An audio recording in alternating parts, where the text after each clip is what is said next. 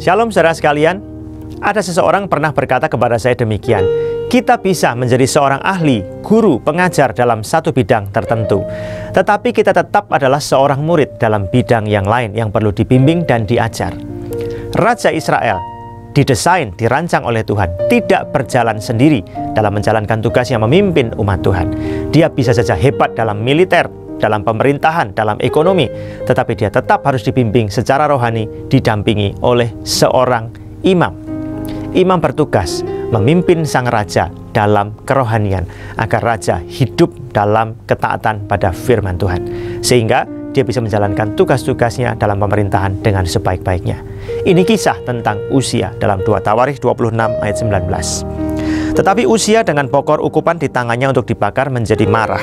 Sementara amarahnya meluap terhadap para imam, timbullah penyakit kusta pada dahinya di hadapan para imam di rumah Tuhan, dekat mezbah pembakaran ukupan.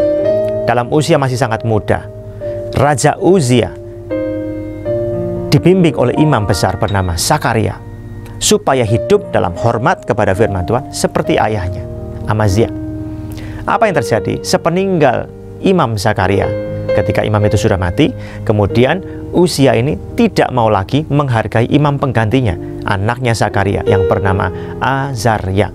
Ya, mungkin karena mereka sebaya, mungkin karena Uzia berpikir, aku kan raja, apa sih prestasinya imam, dan yang lain sebagainya. Maka suatu hari dia masuk ke rumah Tuhan, bawa ukupan untuk dipersembahkan kepada Tuhan. Dia melanggar wewenang imam. Ketika ditegur, bukannya bertobat, malah marah. Apa yang terjadi? Ketika dia jatuh dalam kesombongan, ketika dia berpikir bahwa dirinya adalah segala-galanya, dia jatuh dalam dosa itu. Dia nggak mau terima pendampingan. Apa yang terjadi? Dia kena kusta, dan bahkan sampai hari matinya dia tidak pernah pulih. Saudara sekalian, kita bisa saja hebat dalam bisnis, dalam karir, jabatan kita, dan yang lain sebagainya.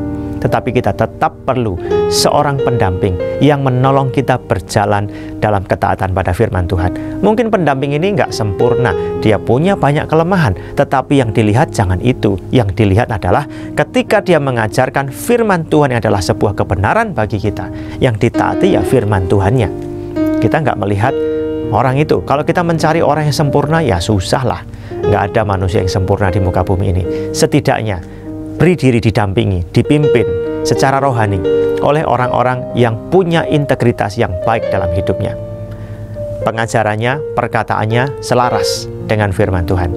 Dengan demikian, ingat, kita bisa saja sukses dalam 1-2 bidang tertentu, tapi tetap kita perlu pendampingan, dan saat kita taat, hidup kita mencapai keberhasilan total di dalam Tuhan. Jangan lupa, tidak berjalan sendiri. Jangan jalan sendirian. Tuhan memberkati.